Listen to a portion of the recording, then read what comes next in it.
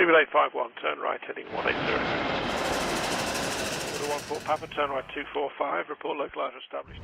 Hello again, it's me. Yes, my voice is still weird, but I am recovering and getting there. All Nippon Airways is one of the most critical airlines within the Asian aviation industry. Based out of Japan, it operates domestically and also internationally. Therefore, like most airlines, the pandemic did significantly affect the overall operations of the carrier.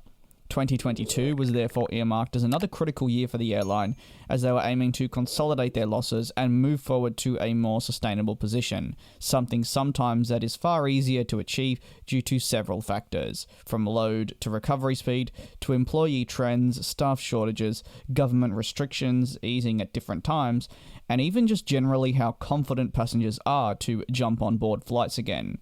ANA, however, is lifting its overall full-year operating loss estimate by a further 50 billion yen, or that is 389 million USD, roughly at the current exchange at the moment.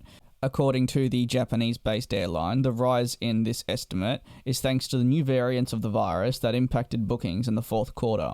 Additionally, the airline continues to face some border restrictions that substantially impact passenger confidence that have stemmed from the outbreak, of course, of this variant. Not all, but most Asian destinations have been increasingly slow to remove restrictions over, say, the likes of the United States or even the United Kingdom, which has therefore seen a lag in tourism returning, while on top of that, citizens are also not necessarily leaving to explore the world. For ANA though, while they continue to face pandemic-related issues for their passenger network, their freighter sector has actually thrived. Like most airlines that do have a cargo offshoot, it has allowed them for some respite. At the beginning of February, the airline did report a minimal operating profit for Q3, but did note that its cargo revenue was at record levels. This has been the quickest market to recover, as freight has certainly boomed, which can also directly correlate to the recent investments we've seen in freighter aircraft from companies all around the world, as it becomes a much more lucrative option for airlines who are finding ways to maximize revenue and capitalize on trends when at the moment their usual primary source of income, if you will, is lacking, and for ANA, that's definitely the focus of their passenger section. What the following year holds for ANA definitely remains to be seen.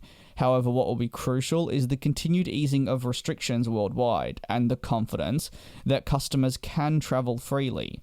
ANA will also now need to battle with the rising fuel costs. However, airlines do have to face this across the wider aviation industry, so that isn't entirely a specific problem related to solely All Nippon Airways.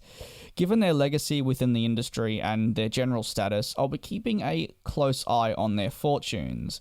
Increasing their estimate regarding the losses for the full year, of course, is not the most positive news in the world. However, the company can be encouraged that they will slowly but surely inch towards a more sustainable operations at the business, having a balance between the cargo and also passenger revenues. There's no better satisfaction though generally than seeing an airline that struggled during the pandemic turn around its fortunes and report profits continuously. That of course leads to that more sustainable business I touched on earlier. And the thing is, to be completely honest with you, while some airlines do inch closer, as for the others, they're lagging slightly behind through absolutely no fault of their own.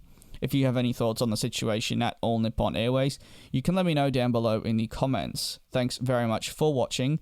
Do take care and be safe, and I will see you next time.